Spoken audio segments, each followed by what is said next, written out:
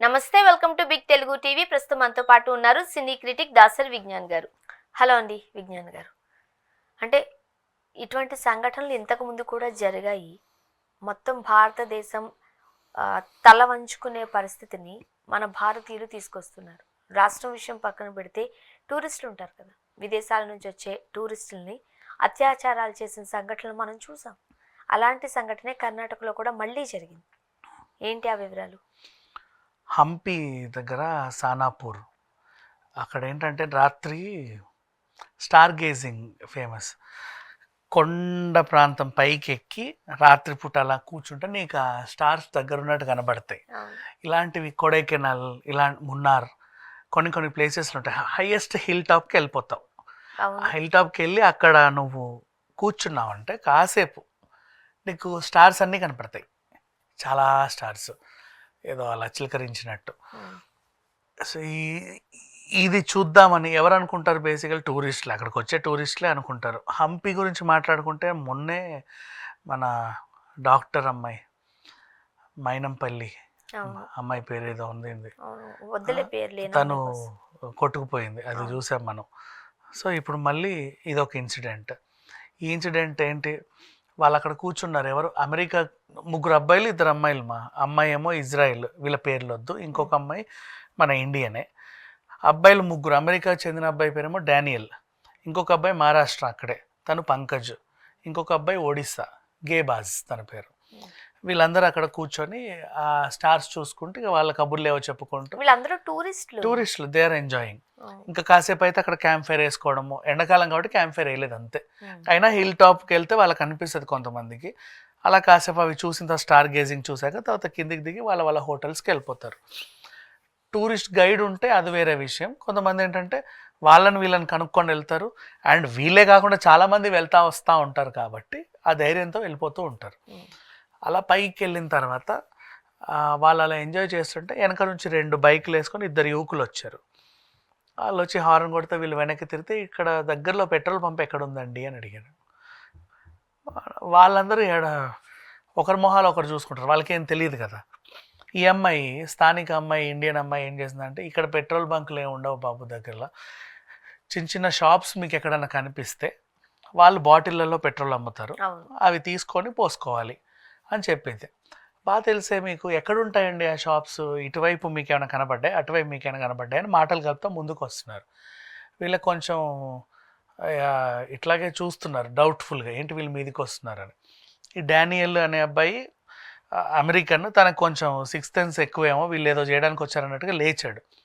Why are coming friend, ఎందుకు ఇలా వస్తున్నారు అని అడిగితే, మహారాష్ట్ర అబ్బాయి, మీరెందుకు ఇక్కడ దాకా వస్తున్నారు, చెప్పింది కదా తను అక్కడ ఉంటుందని చెప్పేసి అని అంటే, మీరే చూడాలా, మేము చూడొద్దా, ఇది టూరిస్ట్ ప్లేస్, అందరం చూడవచ్చు అని చెప్పేసి వీళ్ళని వింత కామెంట్ చేస్తుంటే ఇండియన్ అమ్మాయి గొడవ వేసుకుంది. డబ్బులు కూడా డిమాండ్ చేశారటగా.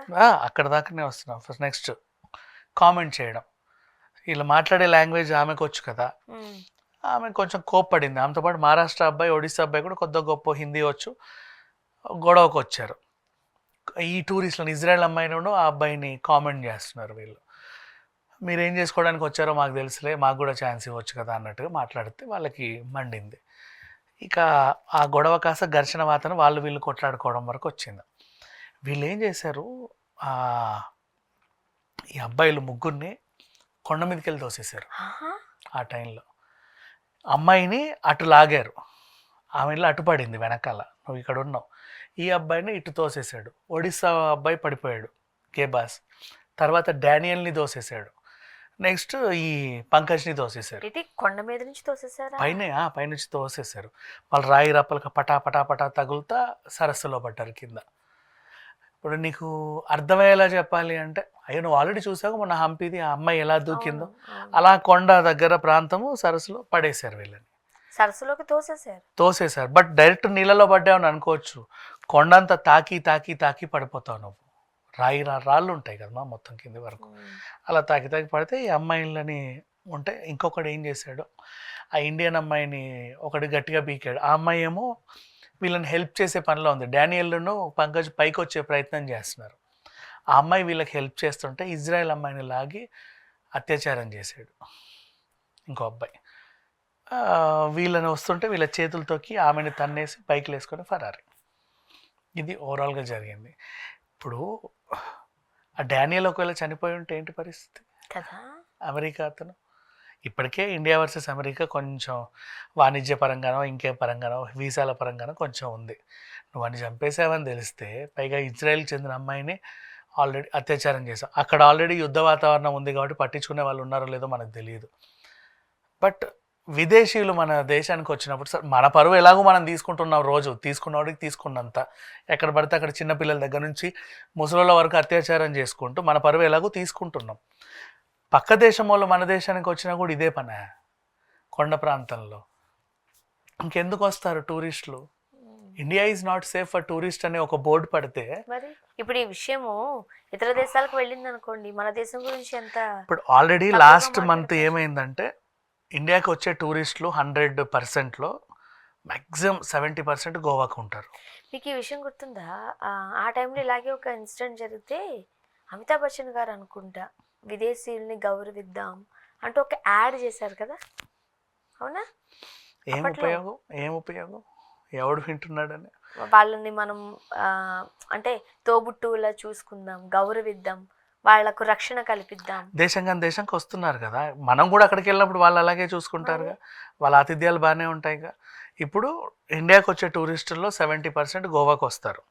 లాస్ట్ న్యూ ఇయర్ నుంచి గోవా మొత్తం వీళ్ళు ఛార్జీలు పెంచేశారు, గొడవలు చేస్తున్నారు, అది చేశారు ఇది చేశారు, టూరిజం తగ్గిపోయిందని చెప్పేసరికి తగ్గిపోయింది, ఫారినర్స్ రావడం కంట్రోల్ అయిపోయింది. ఇప్పుడు మళ్ళీ స్థానికంగా మన ఢిల్లీకి వస్తారు, ఆగ్రా ఇవన్నీ చూడడానికి, హైదరాబాద్కి వస్తారు చార్మినార్ గట్రా చూడడానికి, అండ్ పుష్కర్ ఇవన్నీ తిరుగుతారు కదా. ఈ ప్రదేశాలకి ఇప్పుడు రావడం మానేస్తారు ఇంకా. మరి అంతే కదా, ఇండియా ఈజ్ నాట్ సేఫ్ అంటే. మన వాళ్ళు మన మీదే జోకులు వేసుకుంటూ ఉంటారు, ఇండియాలోకి సామాన్ పెట్టి వెళ్తే వచ్చేసరికి అది ఉండదు పోతుంది అని, అంటే ఇక్కడ కాస్త దొంగలు ఎక్కువ అని. అదే ఒక రకంగా చెప్పాలంటే చాలా మైనస్ మనకి. దొంగ అంటే గుర్తొచ్చింది ఇందాక నువ్వు చెప్పినట్టు, ఫస్ట్ వీళ్ళని ఏంటంటే సరే పెట్రోల్కి ఓకే కానీ మా దగ్గర పెట్రోల్ కొట్టించుకొని డబ్బులు లేవు, మీరు ఏమైనా డబ్బులు ఇస్తారా అని అడిగాడు. అదే మీ డబ్బులు నేను ఎందుకు ఇవ్వాలి అంటే, మరి ఎందుకు కూర్చున్నారు ఇక్కడ, నేను అడిగితే నువ్వు నాకు ఎందుకు సమాధానం చెప్పావు అంటే, పొంతన లేకుండా ఏదో ఒకటి చేయడానికి అక్కడికి వచ్చారు వాళ్ళు. ఈ టైప్ ఆఫ్ ఘర్షణ చేస్తా వినడానికి అసహ్యంగా ఉంది. అండ్ ఆ డానియల్ని తోయడానికి వీడికి మనసు ఎలా వచ్చింది? వాడు తల పగిలితే ఏం చేస్తాడు? నెక్స్ట్ పరిస్థితి ఏంటి? ఈయన్ని తీసుకెళ్ళి యుఎస్లో అప్పచెప్తే ఆ జైల్లో ఏం చేస్తారో తెలుస్తుంది. ఇప్పుడు ఒక అబ్బాయి చనిపోయారంట కూడా కదా, ఒడిశాకు చెందిన ఒడిశా అబ్బాయి చనిపోయాడు, గేబాస్ చనిపోయాడు. అబ్బాయికి నీళ్ళలో తోస్తే వాడికి ఈత రాలేదేమో, లేకపోతే గట్టిగా ఏమైనా తాకిందో, ఆ రాత్రి పూట ఏం తెలుస్తాయేమో, అక్కడ ఏది గుచ్చుద్దో ఏంటో ఏమీ తెలియదు. ఆ శవాన్ని అయితే బయటికి తీశారు. అండ్ ఇప్పుడు డానియల్కి సంబంధించిన వాళ్ళు యుఎస్లో కంప్లైంట్ ఇచ్చి వాళ్ళ పోలీసులు వీడిని అప్పగించాలంటే, మన పోలీసులు వీడిని వాళ్ళకి అప్పచెప్తే వాళ్ళు ఏం చేస్తారు? ఉరి తీస్తారు వెంటనే, చిత్రహింసలు పెట్టి. అదే కదా, మన దగ్గరే చట్టాలు ఫ్రీగా ఉంటాయని బయట అలా ఉండవు కదా.